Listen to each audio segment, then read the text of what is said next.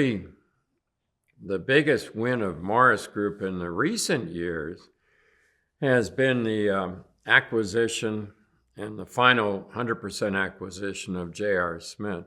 J.R. Smith had something that Acorn and many of our other divisions didn't, in the sense that J.R. Smith has a hub in Montgomery, Alabama, that they ship out to 60 distribution centers in North America every week. So out of Montgomery, we ship out 60 locations every week. The reliability of that is like a Swiss watch. Kaboom, kaboom, kaboom. I expanded under my time at J.R. Smith. I've expanded the physical premises of J.R. Smith dramatically. Probably 50%, I don't know the percentage, but we still got 20 acres of land, and we just did a recent addition again. So we're expanding that footprint. Montgomery, Alabama is close to a good hunk of our customers when we're geographically challenged at Acorn because we're in Southern California. And when you're going to ship from the West Coast to our rep Davenport up in the Northeast, that's a long way to go. If you ship it out of J.R. Smith, not so far to go. So we have phrased some time ago, the Golden Triangle is the City of Industry, Montgomery, Alabama, and Mexico. So we'll take loads from our Mexican plant right into Alabama. We'll take loads up to Acorn, 2 hours away. We'll take loads from Acorn to Alabama. So we'll move our products in that triangle. Now, that triangle has allowed us to start moving into more of the commodity products. Now, I'm not saying residential products, we're not interested, but more commodities, sinks. We're launching a whole line of sinks. Sinks are the last thing on a job, and when they drop the sink in the counter, but they have to have it. The same with our drain business. When they're pouring cement for the beginning of the job, they got to have the drain. They'll put the sink in the end of the job. So we're looking at the whole building process and trying to get more products along the way. So in the ground, we want the drain and the trench drain. Then when you get a little further up, you'll want the fixtures, which it depends on the type job, which is Acorn, penal fixtures or hospital fixtures or solid surface multi-basin fixtures. And then when you get a little further along, fire protection, the valving and everything goes in for the fire protection. And what's in the finish? Also, you drop the sinks in to the counters. So that's why we're in the sink business. Along with that distribution is the pressure reducing valves. Pressure reducing valves are on most projects, depending on the locale and the codes. It's a big market.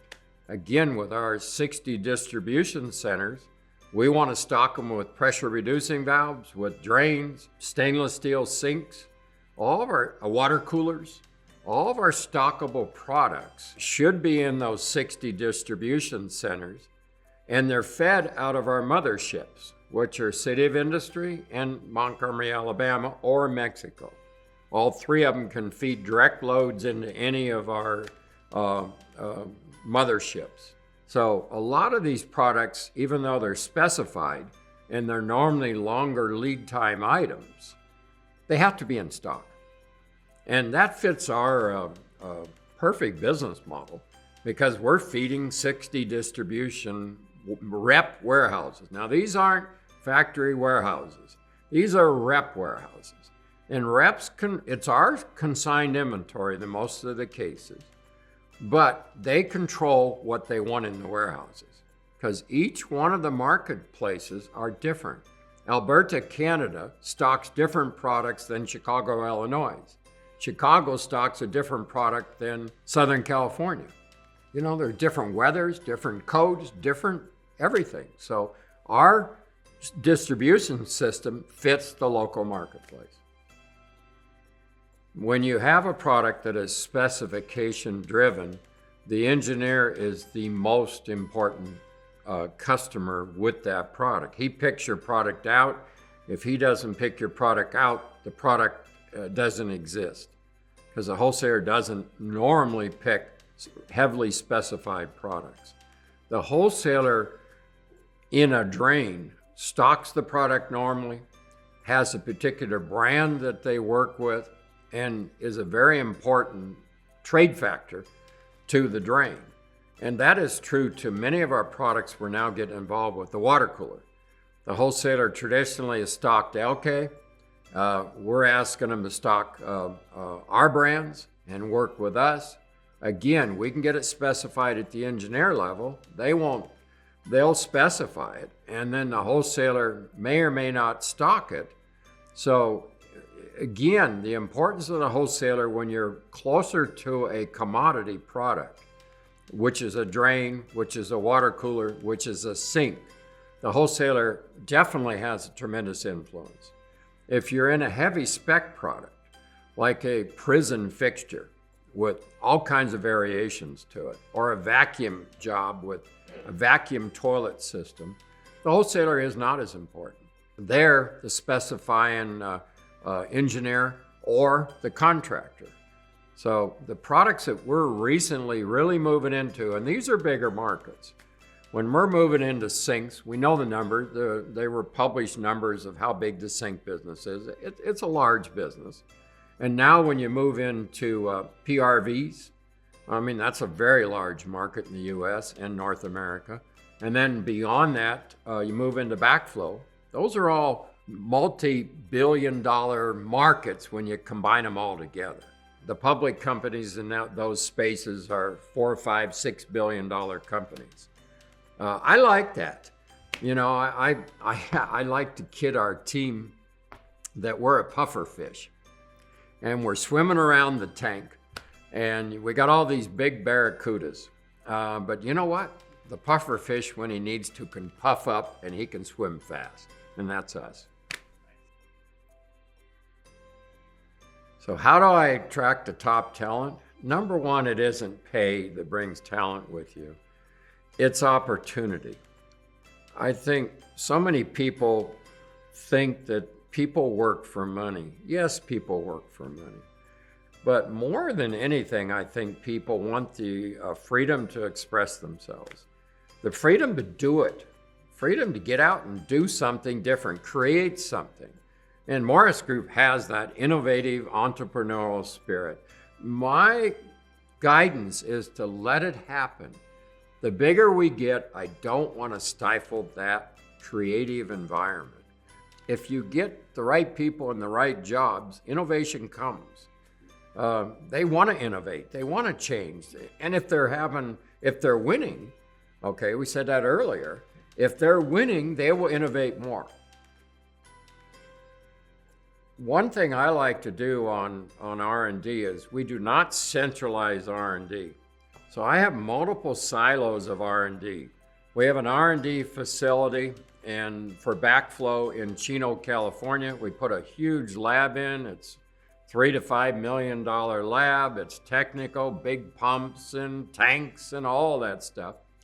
And that team doesn't answer any phones or doesn't run any business. They're pure R&D, because I find if I set up pure R&D structures, that they'll respond faster than if I put R&D in the engineering department or in the manufacturing department, and I expect them to ship the order and do the R&D.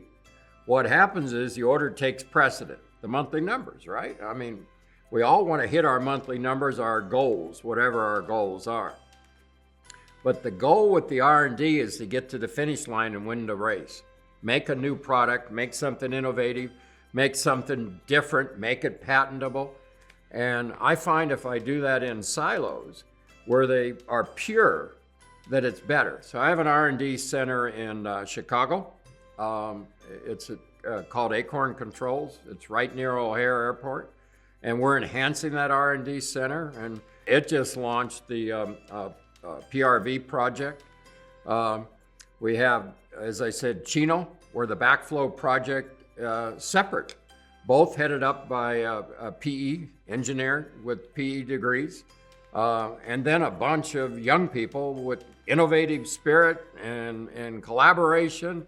So the Morris Group magic to me is building these silos, but make them independent, and then give them a goal and hold them accountable. But make sure that they're not worried about their job on the short run. Yeah, as I said, backflow is a 5-year project. So, don't expect to win the race in the first year, the second year. Winning a Formula One race, they don't put the team on the ground and do everything the first year. It's a multiple year program to get to the winning circle. And we have the same darn thing. You can't do innovative, creative, differential product. Boom, it doesn't work. You can build generic product, go to China, give them somebody else's product, say, dupe this, make it cheaper. Yeah, you can do that, but that's not innovation. I call it BS. Primary indications of success, profits have to be there long run. But in the short run, if you're investing in something, you're building a new building, you have no profits in the new building until it's finished. If you're in the middle of a job, a big job, and you don't get paid till you ship it. So really the progress of the company and the reputation of the company is one of the barometers. If I go to a trade show, and our booth is got a lot of people in it, and everybody's looking at your new products and they're excited to come in your booth, that shows the progress. If we've got a booth and nobody's there and our people are sitting around talking to each other, then I'd say we're not doing our job. And we got to shake it up. We got to change. We got to do something new in our booth. Or we got to get out of the damn show. I think our biggest challenge over the next 10 years will be retaining good quality, younger people. We have a good senior management team, but we're aging out. And as we age out, we've got to bring the young talent in, and they got to stick. Coming in is fine, we can hire, but got to stick. And that's hard. Number 2, the marketplace. The U.S. just can't continue just to print money. Inflation is, I saw it when I was a kid with Jimmy Carter, and we had runaway inflation, which we've again under the same situation this time. And then we hit a depression or recession, whatever you're going to call it. We're in better shape now than I thought we would be with this level of inflation. I'm concerned with 24, 25, more 25, that we're going to hit a downturn. And we're okay. Morris Group can weather downturns. We're financially very strong. And they'll give us opportunities. So I look at a downturn as an opportunity we're up for acquisitions. I'm looking for acquisitions all the time. So if some companies get in trouble, they could be candidates to look at. And we're launching so many darn new products in the next year or two. I don't really have any concern with Morris Group. We're gonna be sailing. We got the wind in our back. Our culture has to change because I'm in my 70s, and even if I get the lifespan of my father, that's still not I'm in the second half of that range. So our culture will change with the change of the guard. We've been very fortunate at Morris Group that we've only had 2 CEOs for, I don't know what, Dad and I combined, 70 some years, 80 years. So we've only had 2 CEOs in all that time. So, there'll be a change. There's always a change. That doesn't mean it's bad. That doesn't mean it's wrong. It's a natural thing, I'm fortunate that my children are all college graduates. They've worked in the business for a long time.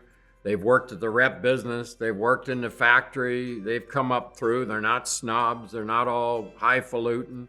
They know the business. They'll do fine without me.